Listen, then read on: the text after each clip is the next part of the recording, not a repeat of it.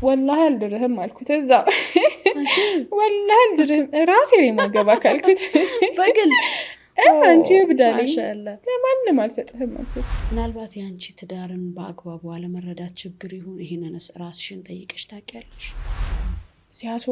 ሲያስወርድሽ አረገዝኩ ብለሽ ሲያስወርድሽ ጭንቅላትሽ ታማሚ ትሆኛለሽ። በዛ ላይ ደግሞ ስድብ ካለሽ ንቀት ካለሽ አሽሙር ካለሽ አትችው። ሁስኒ ያሉ ትዕቢተኛ ናት፣ በጣም አስቸጋሪ ናት፣ ተደባዳቢም ናት ሲባል ሰምቻለሁ። እንዴት ነው? እውነት ነው? አላህዬ ክሶኛል። አሁን ባለው ትዳሬ፣ አሁን ባለው ባሌ፣ አሁን ባለው በባሌ ቤተሰብ ክሶኛል። አልহামዱሊላህ ረቢል ዓለሚን። አንደኛ ሚስት ቀረ ካላት ፋይት መጀመር ካለባት ከባሏ እንጂ ከምትመጣው ሁለተኛ ሚስት ነው ይላል። ሁለተኛ ሚስቱ ነሽ ስትገቢ የመጀመሪያ ሚስቱ እንዴት ተቀበለችሽ? ሲጀመር ሚስቱን የሚፈራ ወንድ ሁለተኛ ማግባት የለበትም። ለሷ የገዛውን ቀለበት ለዚህኛው መግዛት መቻል አለበት። ዛሬ ላይ ወንዶች ግን ይሄንን ያደርጋሉ የሚለው ነገር በጣም ጥያቄ ውስጥ ይገባል።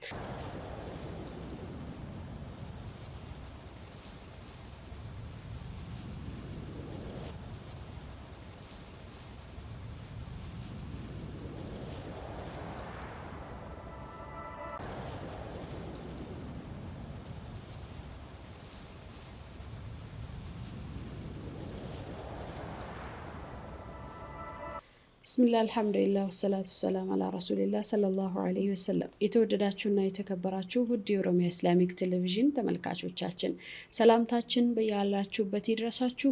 አሰላሙ አለይኩም ወራህመቱላሂ ወበረካቱ። የሱመያዎች ፖድካስት ነው። በሱመያዎች ፖድካስት ጠንካራ እህቶችን እዚህ በመጋበዝ ከህይወት ልምዳቸው እንዲያጋሩን በመጠየቅ የምንወያይበት መድረካችን ነው። ዛሬም እንደተለመደው እንግዳ ጋብዘናል። የዛሬዋ እንግዳዬ ሁስኒያ ጀማል ወይንም በቲክቶክ አካውንት ስሟ ደግሞ ኢሙኒ በመባል ትታወቃለች። ከሷ ጋር በሚኖረን ቆይታ ትደሰቱበታላችሁ ብዬ ተስፋ አደርጋለሁኝ። እስከ ዝግጅታችን ፍጻሜ አብራችሁን እንድትቆዩ የምጋብዛችሁ እኔ ፕሮግራሙ አዘጋጅና አቅራቢ ራህመት ታጁ ከስቱዲዮ ባለሙያ ባልደረቦቼ ጋር በጋራ በመሆን ነው። መልካም ቆይታ። ኢሙኒ እያልኩ ልጥራሽ ወይንስ ሁስኒያ እያልኩ? ኢሙኒ ይሻለኛል። መርሃባ ኢሙ ወይ እንኳን ወደ ስቱዲዮአችን ጥሪን አክብረሽ መጣሽልን እንላለን። እንኳን ደህና ቆያችሁ። መርሃባ። ኢሙኒ ወይንም ሁስኒያ ጀማል ማነች የሚለውን ደግሞ እስኪ እንተዋወቅ። ተወልጄ ያደግኩት መሳለሚያ 01 የሚባል ሰፈር ነው። ያው ሰፈሩ ሜቢ መታወቂያ ከሆነ የእሽቅ የመሐባ ሰፈር ነው፣ የፍቅር ሰፈር ነው። ማሻአላህ። እና ተወልጄ ያደግኩት እዛው ነው። የተማርኩትም ከ1 እስከ 8 እዛው ነው። ከዛ የካቲት የሚባል ትምህርት ቤት አለ እፎይታ አካባቢ፣ ደግሞ እፎይታ የሚባል ትምህርት ቤት አለ። እዛ ተማርኩኝ። ለማንኛውም ሰው ከዛ አገባሁኝ። ማሻአላህ። አሳጥረሽ አለፍሽ አይደለ? የመሳለሚያ ልጅ ነሽ ማለት ነው። የአዲስ አበባ ልጅ መሆን እንዴት ነው? ደስ ይላል። አሪፍ ነው። ፕላስ ደግሞ ከአዲስ አበባም ልጅ በላይ የ01 ልጅ መሆን ደስ ይላል በጣም። የፍቅር ሰፈር ነው ብለሻል። እንዴት ነው ማህበረሰቡ? አኗኗሩ ምን ይመስላል? ይቀራረባል? ይጠያየቃል? አዎ በደንብ 01 በጣም የማህበር ሰፈር ነው። ጎረቤት ቀጥቶሽ፣ ጎረቤት መቶሽ ጥፋት ታጠፊ የትም በቃ እርቦሽ መተሽ ጎረቤት ገብተሽ ከመሶብ እንጀራ አቅርበሽ መባይበት ሰፈር ነው እና በጣም የማህባ ሰፈር ነው። እዛ ለምደሽ ትንሽ ወደ ሌላ ቦታ ስቴጂ ራሱ ይከብዳል። እኔ አግብቼ መጀመሪያ እንደወጣ አካባቢ ትንሽ ከብዶኛል። በጣም የፍቅር ሰፈር ነው ያደግነው። ልክኛ ከክፍለ ሀገር መተን አዲስ አበባ መልመድ እንደከበደን ማለት ነው። ደዛ በር ተዘግቶ ምናምን ምግብ መብላት ክፍለ ሀገር ላይ እንደ ነውር ነው የሚታየው። አዲስ አበባ ላይ ደግሞ እንደ ባህልና ኖርማል ነው። እና እሱ ነገር እንዴት ነው? አይ የለም 01 እንደዛ የለም። ስቲል ተከራይና አከራይ ማትለይበት ጊዜ አለ። እንደዛ ነው አብረሽ የምትኖሪ ማለት ነው። ማሻአላህ። የመድረሳ ህይወትስ? ቁርአን ቤት አካባቢ ቁርአን ላይ ጎበዝ ነሽ ሲባል ሰምቻለሁ። ቁርአን የ01 ልጆች በቁርአን አንተማም። ፈርስትሊ እንትን ነው ከጠዋት እስከ 10 ሰዓት ከትምህርት እንውላለን፣ ከትምህርት እንመጣለን፣ 10 ሰግደን ወደ መድረሳ እንሄዳለን ቁርአን ቤት። 01 በጣም ብዙ ቁርአን ቤት ነው ያለው። ስቲል ከ10 እስከ መግሪብ እንቀራና ድጋሚ ከመግሪብ እስከ ኢሻ ደግሞ ሌላ ቁርአን ቤት እንላካለን። እና በቃ እስከ 10 ዓመትሽ ከ11 ዓመትሽ አክትመሽ ምናምን የምትወጪበት ሰፈር ነው። እኔ ትዝ ይለኛል በ9 ይሁን በ10 ዓመቴ ነው 30 ጁዝ የጨረስኩት የነበረው ያከተምሽው። እንደዛ ነው። ማሻአላህ።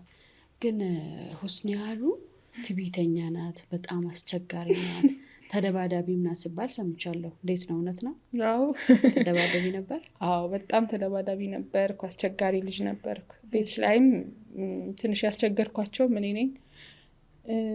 ምን መሰለሽ አባቴ ነው ትዕቢተኛ አድርጎ ያሳደገኝ።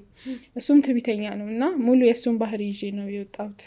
ፕላስ ይሄ ቦክስ ካራቴ ያስተምረኝ ነበረ እና በቃ የሰፈር ልጆች ምናምን አይናገሩኝም፣ እማታለሁ፣ እደባደባለሁ።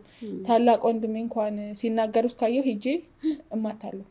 ትልቅ ራሱ ከሆኑ ተደብቄ ድንጋይ ይዤ ተፈናክቼ እገባለሁ። በቃ ተመተሽ እንዳትገቢ መተሽ እኔ ያሳክማለሁ ነበር የሚለኝ እና በቃ መትቼ እገባለሁ እንጂ ትልቅ ሰውን ቢሆን ፈንክቼ እገባለሁ እንጂ አልገባም ነበር።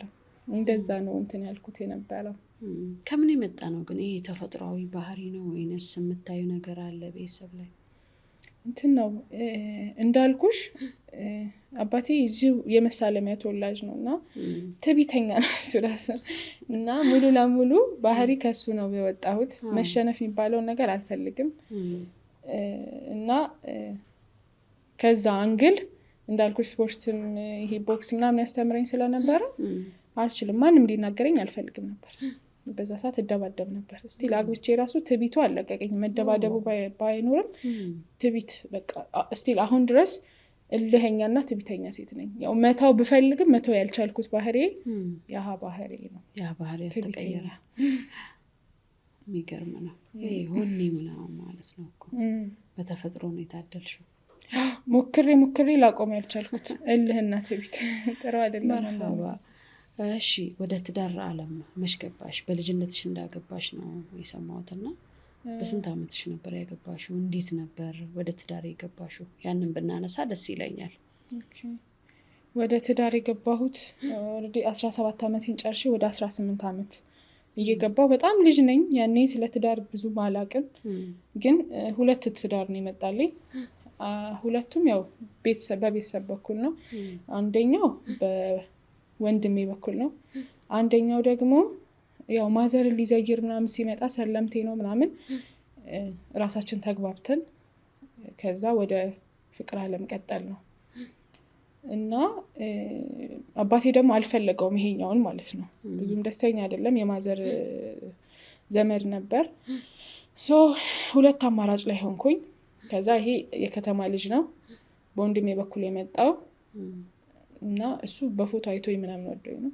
ሶ የቱ ይሻላል ሲባል በቃ ይሄ ይሻላል ነው የከተማው ልጅ ማለት ነው። ይሄ ሰለምቴም ነው፣ ኒቃብ እንድለብስ የሚፈልግ ነበረ ምናምን እና አቂዳው ከቤተሰብ ጋር ልክ አልመጣልኝም። ወንድሜ አሁን ነሺዳ ምናምን ያወጣል ምናምን እና እሱ ደግሞ እንደዚህ ነገር ጭራሽ አይወድም እና ከቤተሰብ ጋር ሊጋጭብኝ ነው። ሶ የቱን ልምረጥ አልኩኝ። ተማከረን ከቤተሰብ ጋር ወደዚህኛው መጣ። ከዛ በተዋወቅን በ2 ወር በ3 ወር አካባቢ በቤተሰብ መጣ፣ ተጋባን። ድል ባለ ሰርግ ማለት ነው። ወደ 18 ዓመቴን እንዲያስኩኝ ከዛ ተጋባው። እንዲህ ነው የማልልሽ ቻሌንጅ፣ ብዙ ቻሌንጅን አሳለፍኩኝ። ያው እንደነገርኩሽ ቤተሰብ ላይ በጣም ቀብጬ ያደግኩ ልጅ ነኝ። አስቸጋሪ ነኝ፣ ትዕቢተኛ ነኝ። ምንም እንዲቸግረኝ አድርጎ አላሳደገኝም አባቴና ወደዚህ ትዳር ዓለም ስገባ ፈተነኝ፣ በብዙ በጣም ፈተነኝ። ጤናዬን እስከ ማጣት፣ ልጅነቴን እስከ መርሳት፣ ራሴን እስከ ማጣት በጣም በብዙ ተፈተንኩ ወላሂ ከምልሽ በላይ እና የሆነ ችግር አይተሽ ስታድጊ ችግር ብርቅሽ አይደለም። እኔ ግን ችግርን ስለማላውቀው ትዳሩ ዓለም ላይ ስገባ ትንሽ ከበደኝ። ለ3 ዓመት ከምናምን ቆየው። እንደዛውም ግን የሰፈር ልጆች ጓደኞቼን ሳያቸው እደበቃለሁ፣ ምክንያቱም ከሰውነት ተራውጥቻለሁ በትዳሩ ማለት ነው። በቃ ደስተኛ አልነበርኩም። የሚጥል በሽታ ያዘኝ፣ ኤፒሊፕሲ፣ ስትረስ ደግሞ በጣም ሀይ የሆነ ስትረስ ውስጥ ገባው። የአማኑኤል ኪኒን እስከ መውሰድ ማለት ነው እና እንደዛ ድረስ ገባው። ራሴን ለማጥፋት ከ1 2 3 ሞክር ነበረ። እንደዛውም ሆስፒታል ገብቻለሁ። ግን በምን መሰለሽ ራሴን አላውቀውም። ያ ሰዓት ማለት ራሴን ለማጥፋት በመሞከር ሰዓት ራሴን አላውቀው ምን እንደሆንኩም አላውቅም። ግን የሆነ ሰዓት ላይ ባነናለሁ። በቃ በምላጭ እጄን ተረትራለሁ፣ ድቤን ለማውጣት እንትን እላለሁ ምናምን ነገር እንደዛ ሞክራለሁ። ከሆስፒታል ስነቃ ራሴን አገኛለሁ። ለ7 ወር አካባቢ ፍሎክሲቲን የሚባል የጭንቀት መድኃኒት ታዞልኝ ከአማኑኤል እንደዛ ወስድ ነበር። ያው አልሐምዱሊላህ ረቢል ዓለሚን ያ ሁሉም አልፎ ከ3 አመት ከምናምን በኋላ ፍቺ መጣ፣ ተለያየ። ለምንድን ነው እንደዚህ አይነት ችግር ሲባል ምን አይነት ችግር ነው? የኢኮኖሚ ነው ወይስ ያለ መግባባት ነው? ምን አይነት ችግር ነው ችግር ሲባል? ወላሂ እኛ ጋራ ያለው ምን መሰለሽ የቤተሰብ ጣልቃ ገብነት ነበረን በጣም ማለት ነው ከምልሽ በላይ የሚወሰነው። እና ባለቤት የነበረው ጥሩ ሰው ነው፣ ግን ምንድነው ቻይ ነው፣ አብሽሪ ያልፋል ቻይ ነው ምትባዩ ማለት ነው። በዛ ሰዓት ለቤተሰብም መናገር አቆምኩኝ። ትንሽ ጥል ሲመጣ ንቀት፣ ስድብ፣ አለመከበር ገባሽ እዛች ጋራ እኔ ይሄ ነገር የለም። እና ስቲል ልክ ሳገባ 55 ኪሎ ምናምን ነበርኩ፣ 54 55 ኪሎ ዘናጭ፣ የሰፈሩ ዘናጭ ነበርኩ ምናምን። በቃ ስገባ ያ ነገር ጠፋ። በ7 ወሬ ምናምን ወደ 80 ኪሎ ገባሁልሽ፣ 75 80 ገባ። በጣም በጭንቀት ማለት ነው። እንደዛ እያለ ከሰውነት አለመጣው። የሰፈር ልጆች ሳይደበቃለሁ፣ ደስተኛ አይደለሁም በትዳሬ ገባሽ። በሱ አይደለም በቤተሰቦቹ ብዙ እህቶች ነበሩትና ሁሉም የየራሳቸውን ጣልቃ ይገቡብሻል። አንዷ ነገር ስትልሽ ለአንዷ መልስ ስትሰጪ ከዛ 9 ናቸውና 9 አድማ ያደርጉብሻል።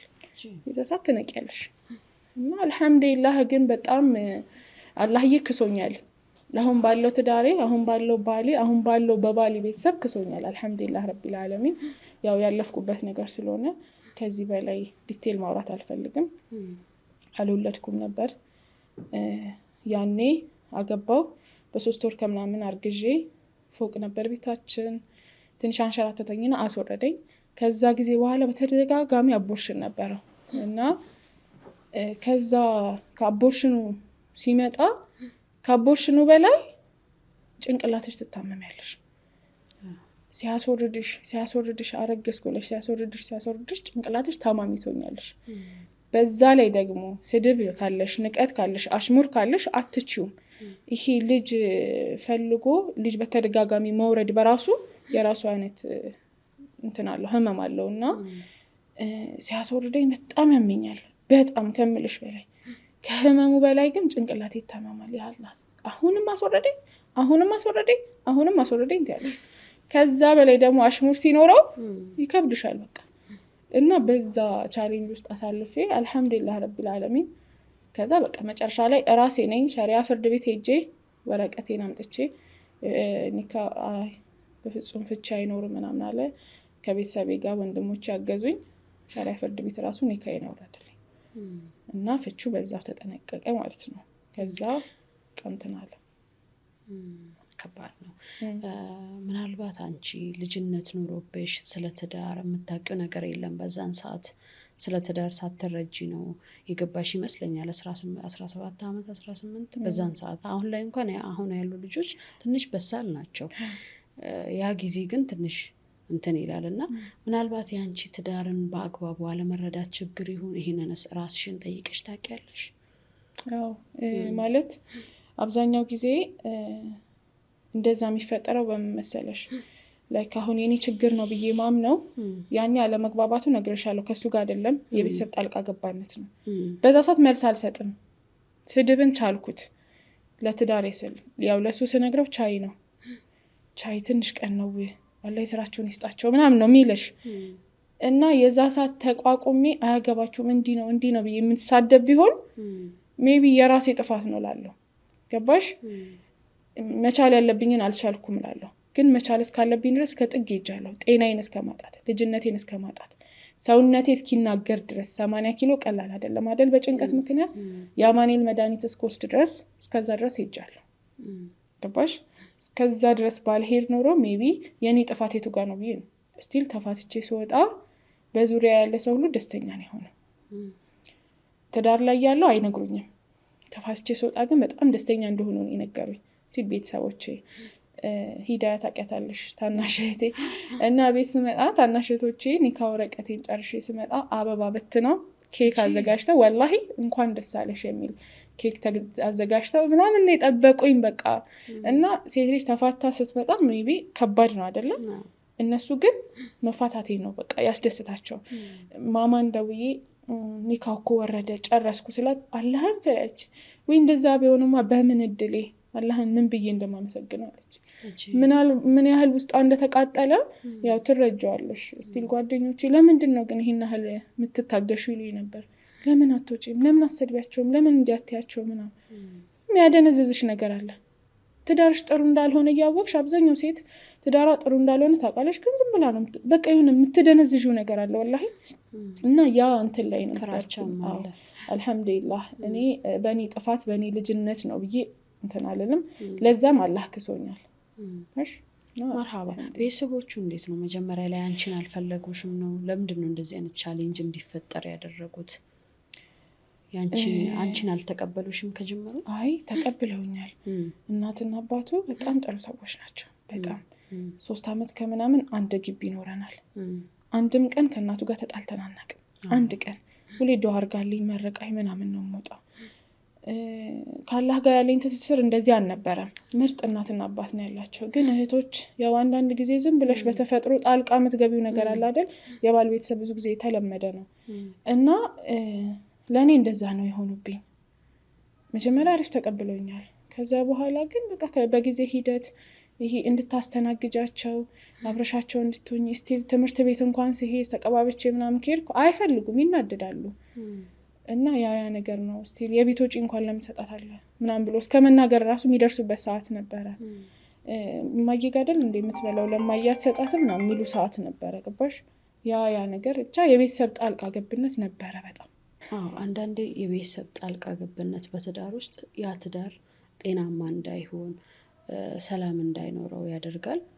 ይህንን ደግሞ መጠንቀቅ መቻል አለብን ብዬ አምናለሁኝ። መርሃባ። ከዛ ያ ትዳር እንግዲህ በፍቺ ተጠናቀቀ። አንቺ ራስሽ ሸሪያ ፍርድ ቤት ሄደሽ ተፋታሽ። ከዛ በኋላስ እነዛ ጭንቀቶች፣ ህመሞች ምናምን ተወገዱ?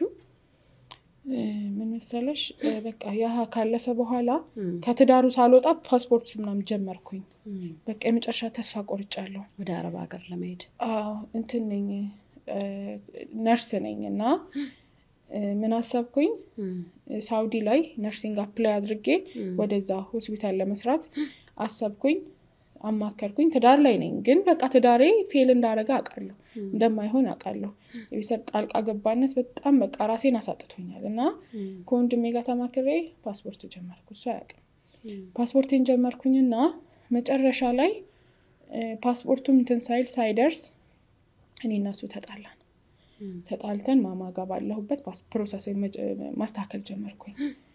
ከዛ ፍቹ ተከናወነ። ከዛ አላማዬ ሙሉ ለሙሉ እዚህ ጋር ታማሚ ቤተሰብ አለኝ። አባቴ ታሟል እንዳልኩሽ 01 ደግሞ በልማት ፈርሶ ኪራይ ላይ ነው ያሉት።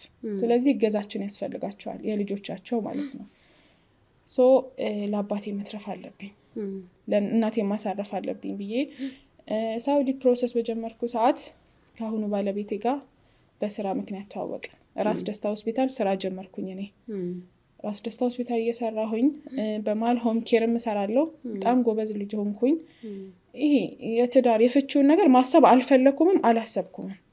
ስወጣ ምንም ነገር ይዤ አልወጣሁም። ስቲል የታክሲ እንኳን እስከ መቸገር ደርሻለሁ። ቀለበቴን ምናምን የለም፣ ሁሉ ነገር እዛው ትቼው ነው የወጣሁት።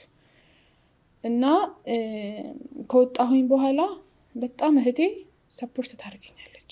በምን መሰልሽ? በጭንቅላት ሂዳያ አብሽሪ እንድረሳው ነው የምታደርገኝ። ተገላገልሽ እኮ እንዲያልሽ እኮ በቃ በጣም ታግዘኛለች። እና ያኔ ጓደኞቼንም ታዘብኩ፣ ቤተሰብንም ታዘብኩ። ተፋተሽ ስትወጪ ከባድ ነው፣ ምን ላይ ደረሽ አላሉኝም። እና በጣም ግን በቃ እናቴ፣ አባቴ፣ እህቴ፣ ወንድሞቼ ምናምን በጣም በቃ አብረውኝ ሆኑ ከሌላኛውም ጊዜ በኋላ። እና በሽታውን እረስቸዋለሁ። ተፋትቼ እስከወጣ ድረስ እወድቃለሁ፣ ይጥለኛል። ያ ነገር ግን ከፍቺ በኋላ አንድ ጊዜ ምናምን ሆነ።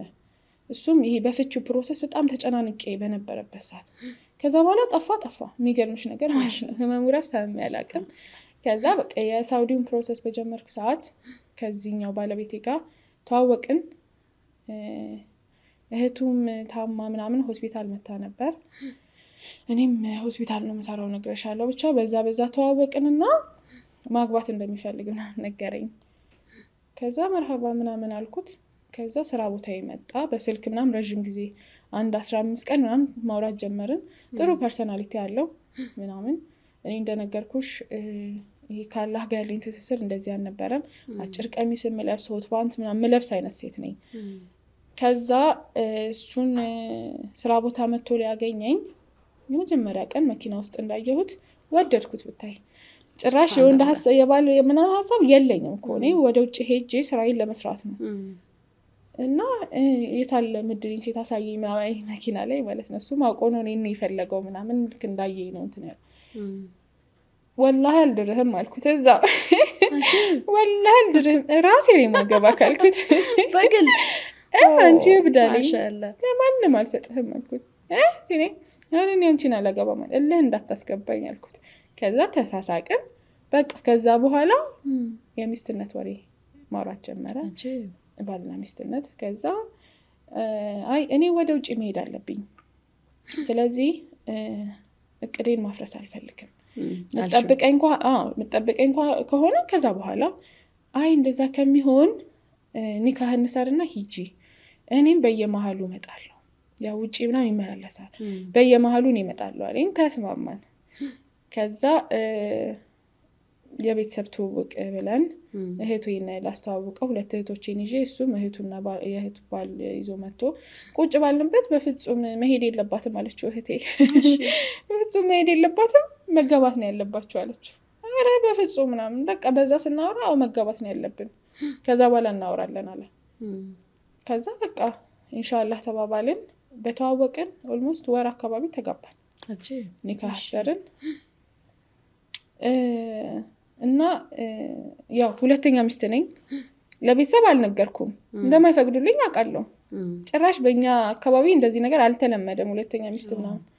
እኔም እንዴት እንዳሰብኩት አላውቅም፣ ጭራሽ አስቤውም አላውቅም። ብቻ ግን እንደነገርኩሽ መጀመሪያ ማግባት እንደሚፈልግ ነገሮኝ ነው እንትን ያለው። በቃ ሳገኘው እንደዛ ወደድኩት ምናምን ነገር። እና ለራሱ ምለዋለሁ ሁለተኛ ሚስት ማግባት ፈልጋለሁ፣ ባልሽ እንደዛ ቢሆን ወይ ቢያገባ፣ ኧረ እኔ ባሌን ሼር መቼም አላደርግም፣ መቼም ሞቼ ነው ቆሜ ምናምን አልኩት ማለት ነው። እስቲ ለአሁን ድረስ ስናወራው እንስቃለን። ያኔ ትዝ ይልሻል ያልሽኝን ይሄ ቲክቶክ ላይ ሴቶቹ እንደዚህ አይሆንም ምናምን ብሎ ሲለኝ አንቺም እኮ እንዲህ ብለሻል አትፍረጅባቸው፣ ካላህ መሰጠትን ይጠይቃል። እሱን ከማግባትሽ በፊት ነው እንደዛ ያልሽው? ሲነግረኝ ሚስት ማግባት እንደሚፈልግና ሁለተኛ ሚስት ማግባት እንደሚፈልግና ልጆች እንዳሉት ምናምን ነገረኝ። ከዛ እሱን በነገረኝ ሰዓት እሺ እፈልግልሃለሁ ወይ አንቺን አግባሻለሁ ምናምን እንደ ቀልድ እንደዛ ሲል፣ አረ መቼም እሺ ባልሽ ቢያገባስ ምናምን መቼም እኔ ባሌን ከሌላ ሴት ጋር ሼር ምናምን መቼም አላደርግም ምናምን ቢቃወጥኩት ማለት ነው። ከዛ በኋላ ግን ያው ሆኜ ተቀመጥኩኝ። ከኔ ውሳኔ ያለው ውሳኔ ከኔ ውሳኔ ያለው ውሳኔ በለጠ። ገባሽ? እዚች ጋራ በፍጹም አልሆንም የምትይበት ነገር የለም። በቃ ሁኔታዎች እንደውም አብዛኛው ጊዜ ሰው በጠላው ነገር ነው የሚፈተነው። የጠላሽበት ቦታ ላይ ነው የምትቀመጨው። በጣም ምጠላው ነገር ቢኖር የሁለተኛ ሚስት ሶስተኛ ሚስት ምናምን የሚባለው ነገር ነው። ካላህ መሰጠትን ይጠይቃል። ባሽ ከዛ በቃ ለቤተሰብ አልነገርኩም። ከሂዳያ ውጪ ታናሽ እህቴ ውጪ አልነገርኳቸውም። ከዛ ልጆች እንዳሉት አግብቶ እንደፈታ ነገር ለማዘር አሳመንኳት። ከዛ ሻለችኝ። ከዛ ከወር ከ2 ወር አካባቢ በኋላ ምናምን እያወቁ መጡ። እያወቁ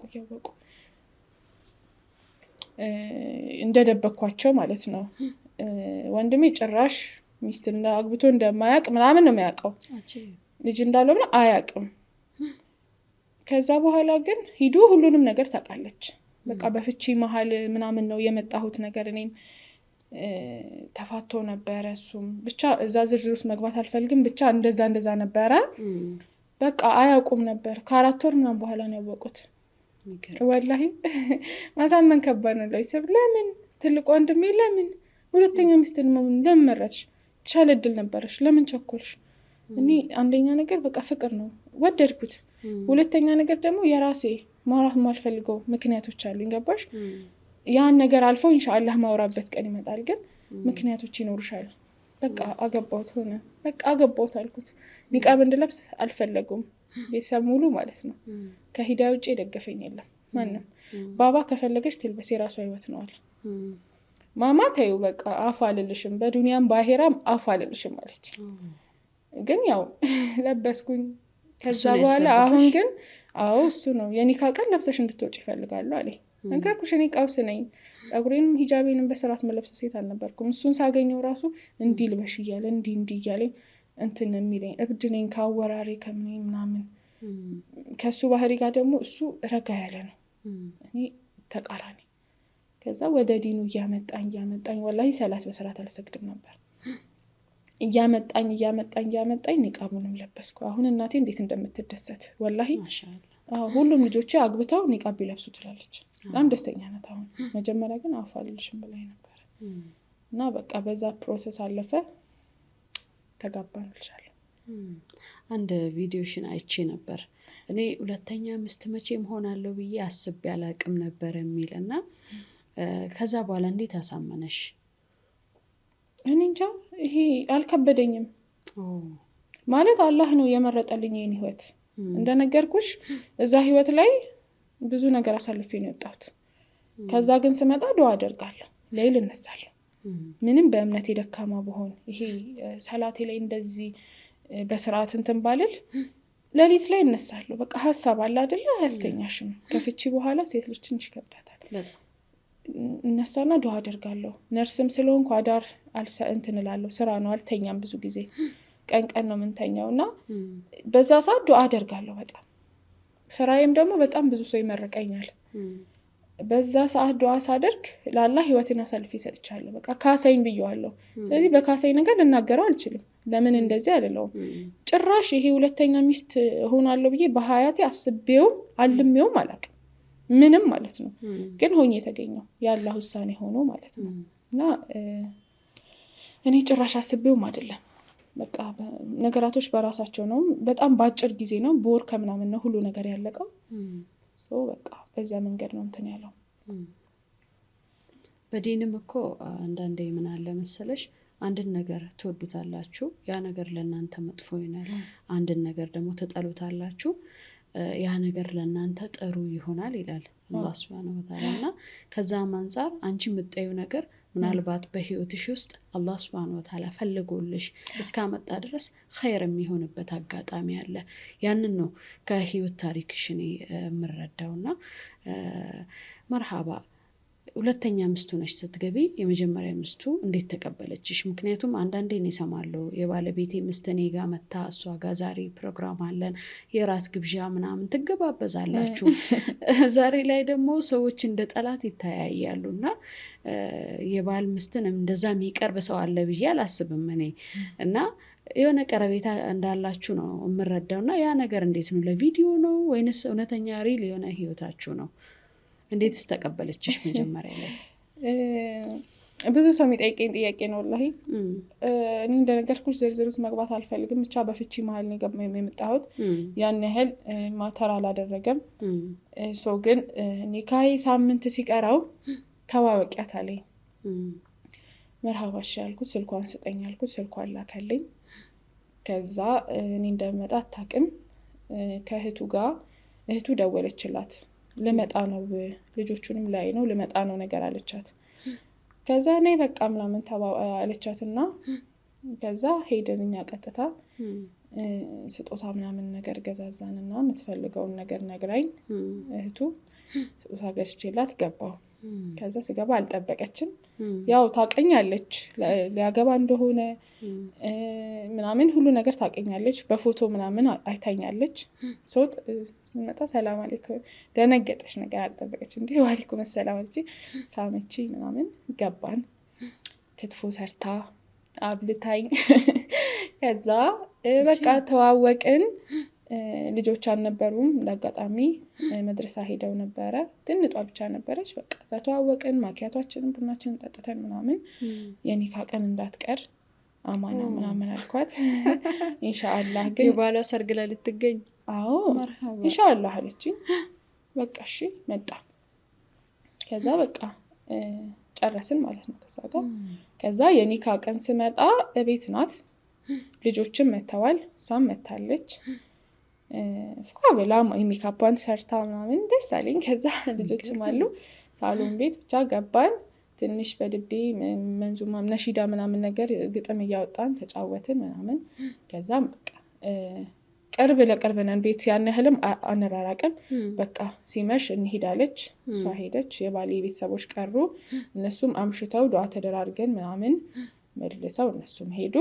በቃ እንደዛ አለፈ ማለት ነው። ከዛ በኋላ በስንት ጊዜው ምናምን እንደውም ሆቴል ነው እንትን አምሮኝ ሄደን ምናምን መልስ እንደውም እንደዚህ ነው መጣራሽ ምናምን ብላኝ አምሮኝ ሄደን ምናምን ምግብ በልተን ምናምን መጣን እና አልከበደንም፣ እኛ ሁለታችንም አልከበደንም። የሚገርም ነው። ማሻአላህ የባልሽ ምስት አንቺ ጋር መታ ተቀበላሽ። ከዛ በኋላ ባሏን ለአንቺ ትታ ደግሞ ሄደች። እንደዚህ አይነት ኢማን አለን አላውቅም። እኔ ራሴን እየጠየቅኩ ነው ያለሁትኝ። ተመልካቾቻችንም እስኪ ራሳችሁን ጠይቁ ሴቶች። እኔ እንጃ የሆነ የሰሃቦች ዘመን ምናምን እየመሰለኝ ነው ያለው እውነቱን ለመናገር እንደዚህ አይነት መቀራረብ። አንዳንዴ እኮ ሴቶች ፈቅደው ተነስተው ራሱ የሰርጉ ቀን መቋቋም አይችሉም። አንችልም፣ ይሄ እኔ እንጃ ብቻ ይሄ የእናንተ ትንሽ ለየት ይላል። ማሻአላ ብያለሁ። ለማንኛውም ማሻአላ ተባረከላ፣ ደስ ይላል። ህይወት እንዴት ነው ታዲያ? እንዳሰብሽ ነው? ትዳር እንዴት ነው አሁን ላይ ያለው ትዳር?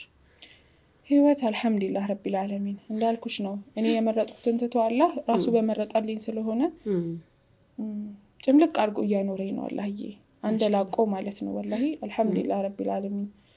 እና እንዳልኩሽ ነው ከሷም ጋር ቅርብ ነን። አሁን ላይ ትመጣለች፣ ልጆች ይመጣሉ። በጣም በቃ ይሄ ከእህትሽ ጋር እንደምትቀራረብ ያለ አይደል? እኛ እንደዛ ነን አልሐምዱሊላህ ረቢል ዓለሚን። ቢያንስ በሳምንት 2 ቀን ምናምን እኔ ጋር ትመጣለች፣ ከልጆች ጋር ይመጣሉ፣ አንድ ላይ እናድራለን። እሷም ጋር ሄጄ አድራለሁ ምናምን። እኛ እንደዛ ነው እንትን ያልነው። እና ስቲል እኔ ጋር ብቻዬን ነኝ፣ አልወለድኩም። እሷ ጋር ደግሞ ልጆች አሉ። ይደብረኛል አይደል? በቃ አንድ ስልክ በቂ ነው። ደብሮኛል ኑ ነው፣ ተራ የሚባል ነገር የለም ማለት ደብሮኛል አይደል? ተራይ ስላልሆነ የለም። እደውልለታለሁ፣ ደብሮኛል እናለዋለሁ። ለሷም ደውልላታለሁ፣ ደብሮኛል አትመጡም? በቃ አለቀ። አረ መጣን። ከዛ ይመጣሉ። ቤቱ በጫጫታ በደስታ ምናምን እንትን እንለዋለን ማለት እናሳልፋለን ምሽቱም። አንዳንድ ጊዜ የደበረኝም ቀን እኔም ተነስቼ እሷ ጋር ሄዳለሁ። እንደዛ ነው የምናሳልፈው። እስቲል እንግዳ ሲመጣ እንዳልኩሽ ቅርብም ስለሆነን አረ እንትን የለኝም ላኪልኝ ቶሎ በይ እንትና ልጆቹን ላኪልኝ ሱቅ ልላክ ቶሎ በይ ምናምን ብያት እንደዛ ነው የምናሳልፈው። እኔ ጋር እንግዳ ካለ መታ ስራ አግዛኝ ምናምን ሰርተን ነው የምንሄደው። እስቲል የኔ እናትና አባት ጋር ስንሄድ ሄደን አድረን ምናምን እንመጣለን። እሷ እናትና አባት ጋር ሄደን ተጫውተን ነው የምንመጣው። ገባሽ? እስከዛ ድረስ ነው እንትን የምንለው። ይቻላል። ይሄ ሚዲያ ላይ እንደሚወራው አይደለም። ሜቢ ሌላ ቦታ አላውቅም፣ ግን ይቻላል። እኛ ችለን እየኖር ነው። ወላሂ በጣም ደስተኛ ሆነን እናትና አባቷ በጣም ይወዱኛል፣ በጣም ያከብሩኛል ከምልሽ በላይ። ሞር እናትየው ደግሞ በጣም ትወደኛለች።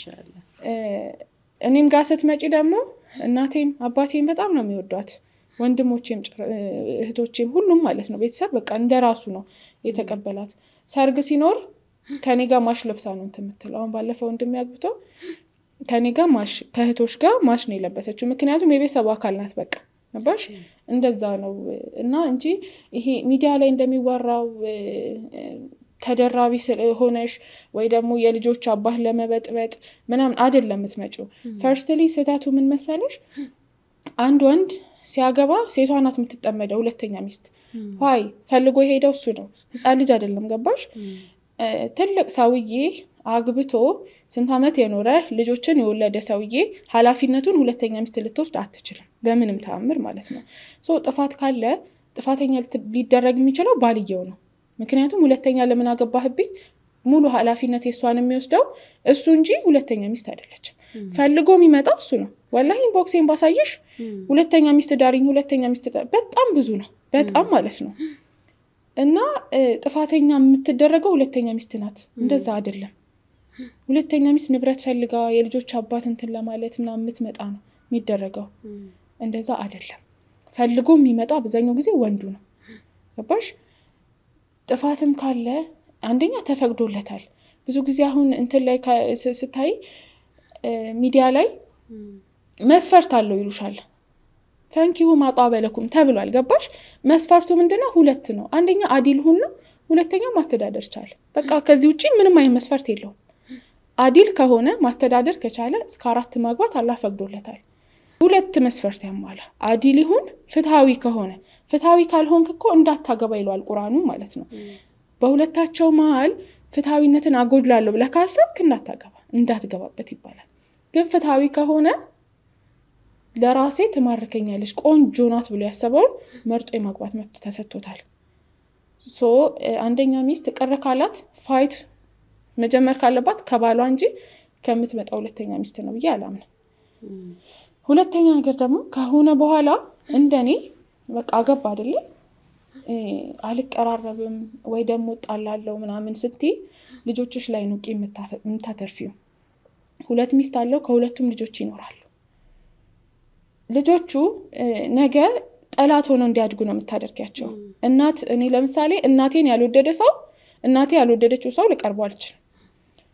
ወንድምና እህት ሆነው እናት ለእናት ከተጠላላ እንዴት ይቀራረባሉ? ለባሽ ለልጆች ስትይ ጥሩ መሆን አለብሽ። ሚውቹዋል መሆን ግዴታ አይደለም።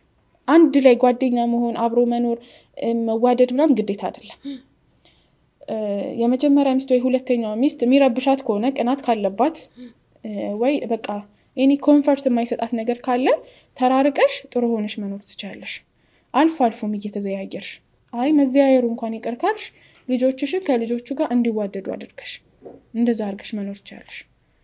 በጣም ትልቅ ኃላፊነት እኮ ነው። ሁለተኛ ሚስት ያገባው አንድ ትልቅ ኃላፊነት አለው። ወላሂ ሰዓት ላይ እንደተቀመጠ እኮ ነው። አስቢው፣ አንድ አይምሮ አለው፣ ግን የሶስት ሰው አይምሮ ነው የሚጠቀመው። የራሱ አለ፣ የዚችኛው አለ፣ የዚችኛው አለ። እቺን ላስደስ ሲል እቺኛው ልትከፋበት ትችላለች። እቺ ልትከፋበት ስትል እቺ በመሃል አጣብቂኝ ውስጥ ነው የሚገባው። የበለጠ ባልየውን ትሪት ማድረግ ነው የሚያስፈልገው ብዬ ነው ማምነው። እና ሚዲያ ላይ ያለው ነገር ልክ አይደለም። አንድ ሴት ስትመጣ ብር ፈልጋ ገንዘብ ፈልጋ የልጆች አባት በትና ምናምን አይደለም የሚነሳልሽ። ትልቅ ነገር የመጀመሪያዋ ሚስት አፈርድሜ በልታ እዚህ ካደረሰችው በኋላ ይባላል። አፈርድሜ በልቶም ከተነሳ ራሱ ነው። ገባሽ? ሜቢ በዱዓ አግዛው ሊሆን ይችላል፣ ድሃ ሆኖ ገብቶ ሊሆን ይችላል። ሁለቱም እሷም ድሃ በነበረች እሱ ድሃ በነበረበት ሰዓት መታ ሊሆን ይችላል። ያ ማለት ግን ፈለገና ድሃ በነበረችበት ሰዓት አብሯት ስለሆነ ብሎ በውጪ ከሷ ጋራ በሆነ ነገር ደስተኛ ሳይሆን ቀርቶ ሜቢ በሻህዋ ሊሆን ይችላል ወጥቶ ዚና ከሚፈጽም ተጨማልቆ ከሚመጣ ፈለገ ማግባት ይሻለዋል። ወንድ ልጅ ደግሞ የሚገርምሽ ሁለተኛ ማግባት ከፈለገ ከለከልሹም አልከለከልሹም ያገባል። ወላሂ የሚገርምሽ ነገር ያገባል፣ ወይ ደብቆሽ ያገባል። ያ ድብብቆሽ ከሚሆን ልክ የሆነ ለቅሶ ሲኖር ወይ ደግሞ እሱ ድንገት ሞቶ ምናምን ልጅ ነኝ ብለው ሚስት ነኝ ብለው ይመጡብሻል። እንደዛ ከሚሆን ተዋደሽ ሸሪያው ፈቅዶልሻል። ለማን ነው ክፍተት የምትፈጥሪው? ለካፊሩ ላላመነው አካል ነው እየከፈትሽ ያለሽው። ገባሽ? የአላህን ቃል ደግሞ አንዱን ወስደሽ አንዱን መጣላት አትችይም። አላህ ፈቅዷል፣ መርሃባ ብለሽ ነው የምትቀበይው። እንዴ አሁን እኮ ሐራም ነገር ኖርማላይዝ ተደርጓል። ኖርማላይዝ በተደረገበት ሰዓት ሐላልን ነገር የምትቃወሚ ከሆነ ሐራሙን ተቀብለሽ ይሄ ነገር ልክ ይመጣል ወይ ነው? ከአላህ ጋር ትጣይም ወይ ነው? እና እኔ ማስተላለፍ የምፈልገው ነገር ሁለተኛ ሚስት ላይ ያላችሁን አመለካከት ቀይሩት። እስቲ አንደኛ ሚስት ሆና የገባች ሴት ወጣ ትናገር። ሁለተኛ ሚስቶች እንደዚህ ናቸው እንዲህ ናቸው ብላ ወጣ ትናገር። በቃ በደሏን ታውራ። እኔ አልደግፍም። የመጀመሪያ ሚስት የሚገፋ የመጀመሪያ ሚስት በመጥፎ ስም የሚያነሳ ሰው በጣም ነው የምናደደው። ገባሽ? ያናድደኛል። ጊዜ ነው። ሜቢ የመጀመሪያ ሚስት ትንሽ አርጅታበት አግብቶ ሊሆን ይችላል፣ ወይ ደግሞ በሆነ ነገር አልተስማማም ሊሆን ይችላል። ግን ከሷ በላይ ልትሆን ትችላለች መጀመሪያ ላይ። ገባሽ? ዛሬ ጊዜ መጥቶ ወንድ ልጅ ወረተኛ ነው፣ ብዙ ጊዜ ለሁለተኛ ሚስት ያደላል ምናምን ይባላል። እና የመጀመሪያ ሚስት የሚነቅፍ ሰው እኔም አልወድም ከነጭራሹ ማለት ነው። እኔ አሁን እሷ ስትነካ ከሷ በላይ እኔ ነኝ የምናደደው። ማንም እንዲሰድባት አልፈልግም። በኖርማል ሀያታቸው እኮ ነው። ከጎረቤት ጋር ምናምን ማንም እንዲናገራት አልፈልግም። እስቲ ለሱ እንኳን የሆነ ጥፋት አጥፍታ ምናምን ሲናገራት ለምን እንዲህ ጮህባታለህ? ለምን እንደዚህ አያገባሽም? ያገባኛል፣ ለምን ትናገራታለህ? ምናምን ብዬ ነው የምከራከረው። ወላሂ ላዚም ሲጣሉ ምናምን አንድ ቀን አልቅሽ ያስታርቂያቸዋለሁ። በቃ ዙሩን አከረሩት። ሳምንት ያህል ተኮራረፉ። በአላህ እኔ እዛ ቤት አልገባም፣ ሁለተኛ አልሄድም፣ ሂዱና አውራት። አለቀስኩ ወላሂ። ከዛ ለሷም ደውዬ ደግሞ ደውይለት፣ በቃ ነገሩን አብርዱ፣ ደውይለትና ላናግረህ እፈልጋለሁ፣ ና እንዴ ቀደም ብለህና ብለሽ ጥሪው፣ የኔ ተራ ስለነበረ እኔ ቤት እጠብቅሃለሁ አልኩት። ሂድ አልኩት። ሄደው ተነጋግረው ታርቀው መጡ። እሷም ደግሞ እንደዛው ብዙ ጊዜ እኔ ለህኛ ነኝ እንዳልኩሽ ትዕቢተኛ ነኝና እናድዳለሁ፣ አኮርፋለሁ ምናምን። ከዛ ታስታርቀናለች። እና እኔ ስለመጀመሪያ ሚስት መጥፎ ሲያወሩም ሲነሳም እዛ ቦታ ላይ መዋል አልፈልግም፣ እንድትነካም አልፈልግም። ልክ ላይ እህቴ ስትነካ እህቴ ስትሰደብ እንደሚያንገበግበኝ እኔም እንደዛ ያንገበግበኝ። ምክንያቱም የልጆቼ እናት ናት። እና እኔ ከዛ አንግል ነኝ። ማሻአላህ ጥሩ ነጥቦችን አንስተሻል ብዬ አምናለሁ። አንዳንዴ እንዴት ነው መሰለሽ ሀሳብሽን እጋራለሁ ከመሆኑም ጋር ሙሉ ወንዶችን እንደዛ ናቸው ብለን ማሰብ አንችልም። ቅድም የተቀመጡ መስፈርቶች አሉ። አድል ፍትሃዊ መሆን ማለት በጣም ከባድ ነገር ነው። በሁለት ሰዎች መሀል አንዳንዴ ለእሷ የገዛውን ቀለበት ለዚችኛው መግዛት መቻል አለበት። ዛሬ ላይ ወንዶች ግን ይሄንን ያደርጋሉ የሚለው ነገር በጣም ጥያቄ ውስጥ ይገባል። አንዳንዴ ወንዶች ሲበድሉ እናያለን። ይሄ ጋድ ያለ ነገር ነው። መልካም የሆኑ ወንዶች እንዳሉ ያንቺን ባል የመሳሰሉ ሰዎች እንዳሉ ሁሉ በጣም ክፉ የሆኑ ሰዎች ይሄን ሸሪያን ተገን በማድረግ ሴቶችን የሚበድሉ ሰዎች አሉ ይባላል። ብዙ ጊዜ የተጋነነ ቢሆንም አንዳንዴ አብሮ ሀብት አፍርተው ከሱ ጋር ተሰብራ ምን ብላ መልኳን አጥታ እቺን እዚህ ጋር እንደ እቃ ቆጥሯት ጥሏት ወጥቶ ያቺን የ18 ዓመት ልጃገረድ የሚፈልግ ወንድ አለ። ይሄንን ሸሪዓው ይደግፋል አይደግፍም ሌላ ርዕስ ውስጥ ነው የምንገባው። ለምን የረሱልን ሰለላሁ ዐለይሂ ወሰለም ህይወት ካየን ከአይሻ ውጪ ሌሎቻቸው ብዙ ኬዝ ያለባቸው ሰዎች ናቸው። እዚህ ሀበሻ መታ ባሏ ከፍሮ ሙቶባት ከዛ በኋላ የልጅ እናት ነች። ያቺን ትሪት ለማድረግ ረሱል ሰለላሁ ዐለይሂ ወሰለም አግብተዋታል። እነ ሳውዳን ብናይ ሌሎቹ ቤተሰቦቻቸው ካፊሩ ነው ወደ ኩፍር እንዳይሄዱ እነሱን ለመጠበቅ ነው ረሱል ሰለላሁ ዐለይሂ ወሰለም ያገቡት። ከአይሻ ውጪ ልጃገረድ የለችም። የዛሬ ወንድ እውነት ሸሪዓውን እንትን ለማድረግ ነው ስሜቱን እየተከተለ ነው የሚለው ሌላ ጥያቄ ውስጥ ነው የሚገባው። ለምን እዚች ጋር አለቻ የሚወደደው እኮ እዚህ ጋር ባሏ ሞቶባት ብዙ ችግር ውስጥ ያለችው ነች። አማርጦ ግን እሺ እሱንም አማርጦ ያግባሽ፣ ያም ሐራም አይሆንበትም። የዚችኛዋን ሐቅሳ ያንደኛዋን ይጠብቃል ወይ ብለን ካየን አብዛኞቻቸው ሐቂቃ አይጠብቁም። በተለይ ደብቆ የሚያገቡ ሰዎች እኔ በጣም ነው የሚገርመኝ። ነገ ለአኺራቸው ምን እንዳስቀምጡ አላውቅም። የመጀመሪያዋን የሚበድሉ ሰዎች አሉ። ከዛ አንጻር ነው እነዛ ወንዶችን ለመንቀፍ ነው እንጂ እንዳንቺ አይነት ያሉ ሸሪዓውን ጠብቆ ዲኑ ያዘዘውን ትዕዛዙን ጠብቆ በተለይ ፍትሃዊው ነው ሁለቱንም ማስደሰት ከቻሉ አንቺ ራስሽ ስትቃወሚ ከአላህ ጋር ግብግብ ፈጥረሻል ማለት ነው። ከዛ ውጪ ግን ያሉ ሰዎች ሌሎች ወንዶች ሊስተካከሉ ይገባል። ሐቂቃውን ለማውራት የዛችኛዋን ሐቅ መጠበቅ መቻል አለባቸው። አንዳንዴ ታያለሽ መሰለሽ አሁን ማለት ነው ሁለተኛ ስላገባ ሳይሆን ወንዶች በየቤቱ ብትገቢ በጣም አብዛኛው ትዳር ሴቶች እያለቀሱ ነው፣ ሚስቶች እያለቀሱ ነው። ስለ ሁለተኛ ብቻ ሳይሆን በቃ የረሱል ሰለላሁ ዐለይሂ ወሰለም ሱና ረሱል ሰለላሁ ዐለይሂ ወሰለም ሚስቶቻቸውን በሚይዙ ልክ እነሱ ይዛሉ የለም፣ ከነጭራሹ የለም። ሲቀጥል ደግሞ በየቤቱ በጣም ብዙ ሚስት ሁለተኛ ስለተገባባት አይደለም።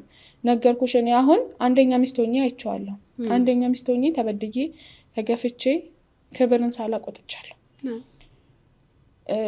ሁለተኛ ሚስት ስለሆነች ወይ ሶስተኛ ስላገባባት አይደለም ሐቋ የሚጠብቀው። ገባሽ?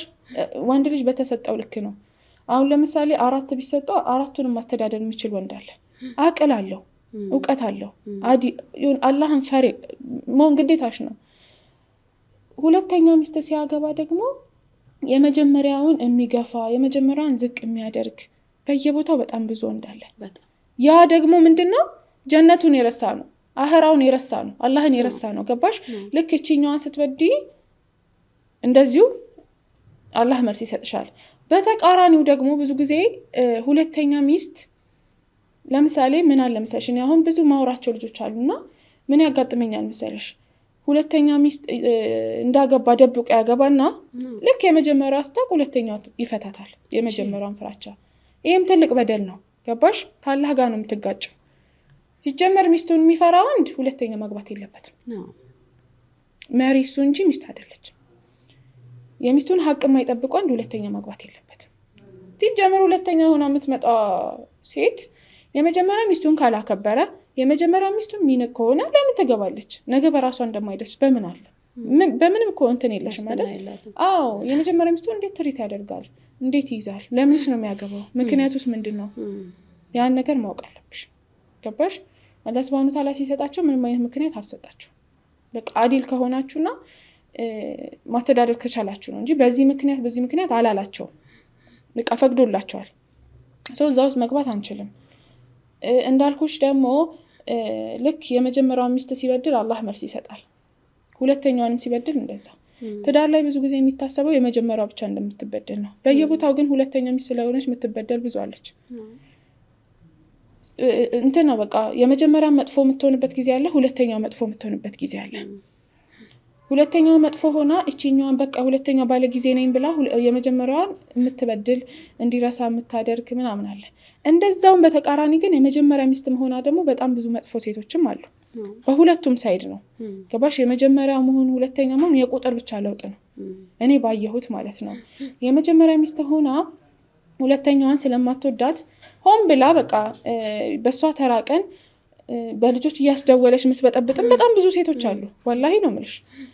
ልክ በቃ መተኛ ሰዓታቸው ወይ ደግሞ ሰዓታቸውን ጠብቃ ምናምን ደውላ ልጆች ናፈከን እንዲያልከን እንዲረብሽ የምታደርግም አለች። በሱ ተራ ደግሞ ልጆች እንዲሆነዋል፣ ልጆች እንዲፈልጓል፣ እንዲካላመጣህ እንደዛ የምትል አይነት ሴት አለች።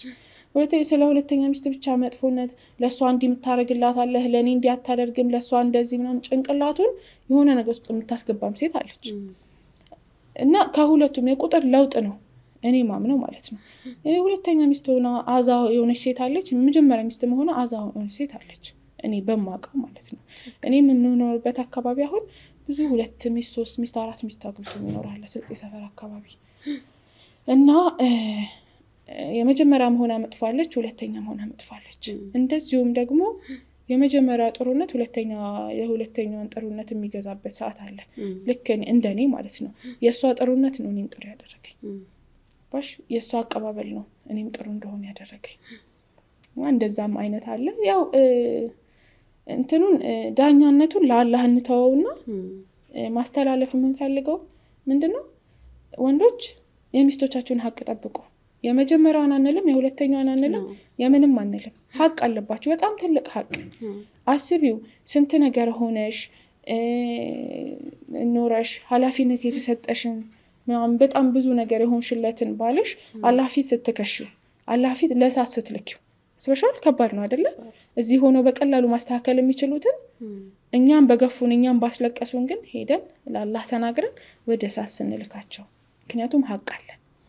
ስለዚህ ልላችሁ የምችለው አዲል ሆኑ፣ የሚስታችሁን ሀቅ ጠብቁ፣ ከሰው አትነስባችሁ፣ እጃችሁ ላይ ስላለች ደግሞ አትቅለልባችሁ። የመጀመሪያ ሚስት ወርቅ ናት፣ ሁለተኛ ሚስት ደግሞ ሪዝቅ ናት። የሚገርምሽ ነገር ማለት ነው። እና ሀቋን ጠብቁ ነው ለምችለው፣ የሚስታችሁን ሀቅ ጠብቁ። እንዳልሽው ነው። ሁለተኛም ሆነች ሶስተኛም ሆነች አንደኛ ሴት ናት። የሴት ሀቅ የሚባል ነገር አለ። አንዳንዴም እንዳልሽው ሁለተኛም ሆና የምትበደል ሴት አለች።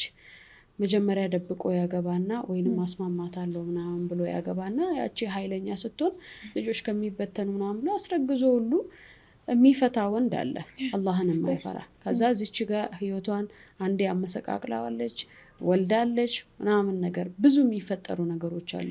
ብዙ ነገር እናያለን። ሴቶችን በዛው ልክ ወንዶች ላይ ብቻ እንትን አንለም እና ሴቶቹም ራሳችንን ማስተካከል መቻል አለብን ብዬ አምናለሁ። አንዳንዴ ወንድየው ከአቅሙ በላይ ሆኖ በቃ ሸሪያው ግዴታ የሚያደርግበት አለ አይደለ? እንደዛ አይነት እንትን ውስጥም ገብቶ አይኖ በቃ እኔ ራሴን አጠፋለሁ እነሱን ራሳችንን አስተካከል ለማለት ወዳለሁ። አንዴ ደግሞ አላህ ቀድሮ ካመጣብን ወደን ብንቀበል የተሻለ ነው። የአላህን ቀደር በአላህ ቀደር ማመን እንዳለ ሆኖ ማለት ነው። ለዛ በአላህ ቀደር የምናምን እስከሆነ ድረስ ደግሞ የአላህን ውሳኔ ወደን መቀበል መቻል አለብን ብዬ አምናለሁ። ይሄ ተንኮለኝነት የአኼራ እህት ነች እቺም እና እሷን እንዲጠላ የእሷ ህይወት እንዲመሰቃቀል የመጀመሪያም ሁለተኛውም እንበል እንደዛ አይነት ችግሮች እንዳይፈጠሩ በተቻለ መጠን ኸይር ነገር ለእርስ በራሳችን ብንተሳሰብና ብንተዛዘን የተሻለ ነው የሚለውን መልእክት ለማስተላለፍ እወዳለሁ። መርሃባ ብዙ ቆየን እዚህ ርዕስ ውስጥ። ይሄ ርዕስ ትንሽ ወዛገባል፣ ትንሽ ይከብዳል እውነቱን ለመናገር ለሴት ልጅ። መርሃባ እሺ፣ ኒቃብ ስትለብሺ እንዴት ነው? አልከበደሽም? ወደ ኒቃባችን ደግሞ እንመለስ። ኒቃብ ስለብስ ትንሽ የመጀመሪያ ከብዶኛል፣ ግን ከልጅነት የጀምሮ ሜቢ ልታውቂያት ትችያለሽ። ያስቀራችኝ ሀያተል ኩብራ ትባላለች። የእሷ ተማሪ ነኝ እና በጣም ኒቃብ እንድጓጓር አርጋ ነው ያሳደገች እና እላት ነበረ እኔ ሳድግ እንዳንቺ ኒቃቢስት ሆናለሁ ምናምን፣ አንቺ እብድ ምናምን ትለኝ ነበረ እና የኒቃብ ጉጉቱ ስለነበረኝ ልበሺ ምናምን ሲለኝ በቃ ቤተሰብ ማሳመኑ እንጂ ለራሴ አልፈራሁም። ሄጄ እንትን አልኩኝ። የመጀመሪያ ሰሞን አካባቢ ትንሽ አይን ጋር ምናምን ይጨንቃል አይደል? እንደዚህ ምናምን ስቲል በመኪና እየሄድኩ ታክሲ ስረውኝ ከፍተውና ተናፍሼ እንትን እለው ነበረ። መልሼዋለሽ? አዎ።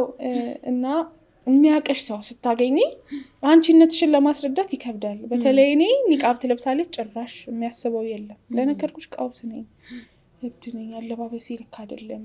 ቁርአንም እየቀራሽ? አዎ ቁርአንማ በልጅነታችን ነው ነግሬሻለሁ። በህፃንነቴ ነው ያከተምኩት።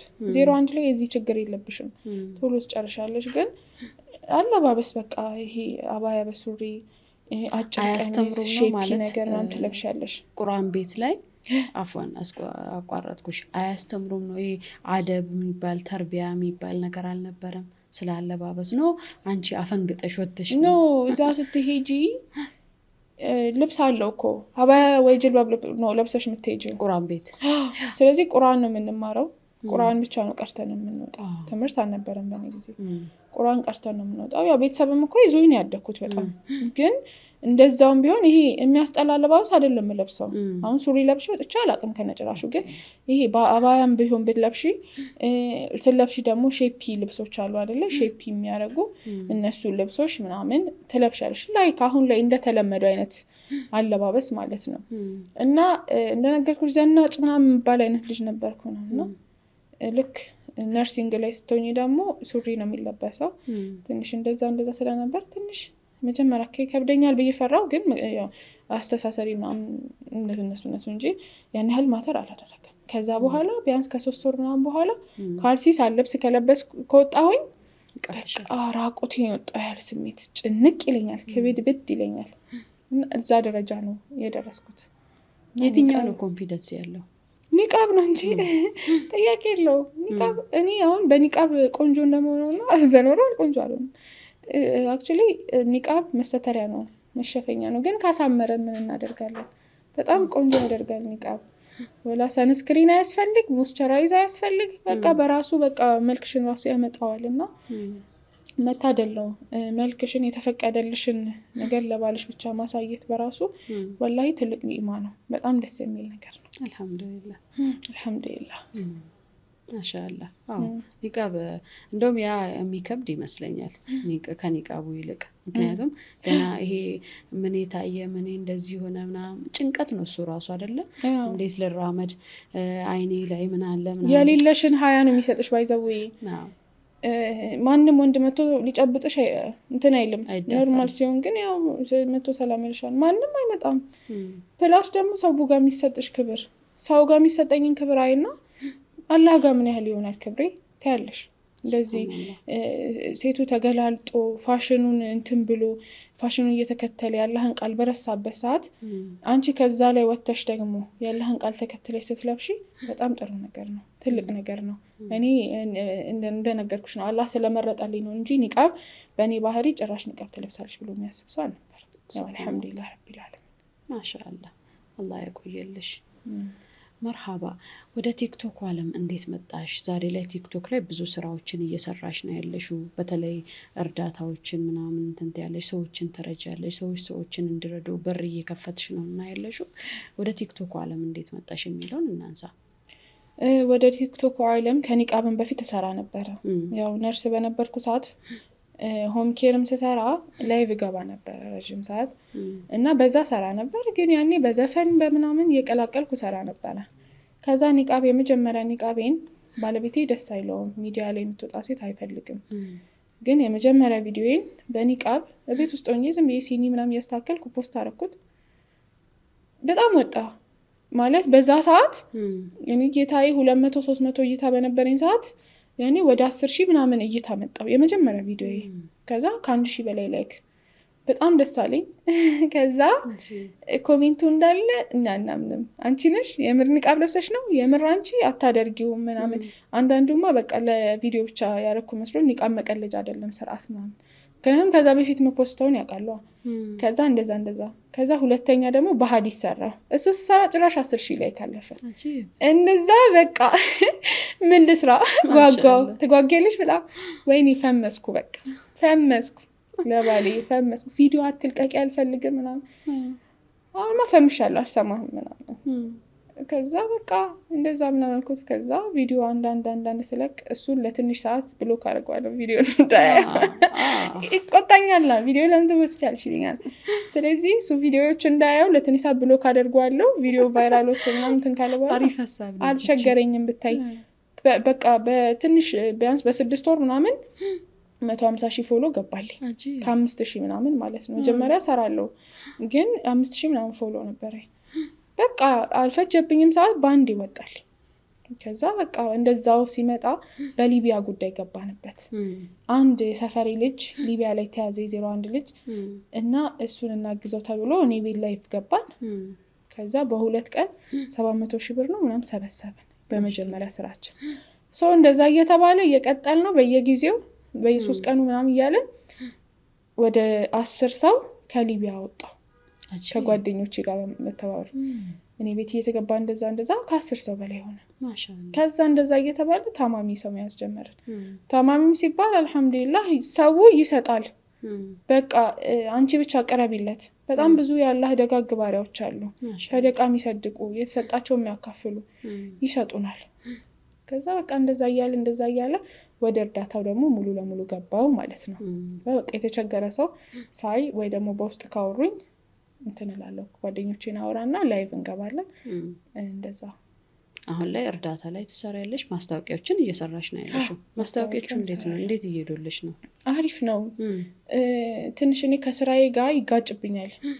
ስራ ቦታዬ ጠዋት መግባት ስላለብኝ የግድ እኔ መኖር ስላለብኝ እስከ 10 ሰዓት ሄጄ እንደ ልቤ መቅረጽ ምናምን አልችልም። ብዙ ፕሮሞሽን እንደው መልሳለሁ እና በጊዜ ከ10 በኋላ መቀረጽ የሚችል ሄጄ መቅረጽ የምችለው ምናምን ከሆነ በዛ አስማማለሁ እና ማስታወቂያውንም ይሰራለሁ። አልሐምዱሊላህ።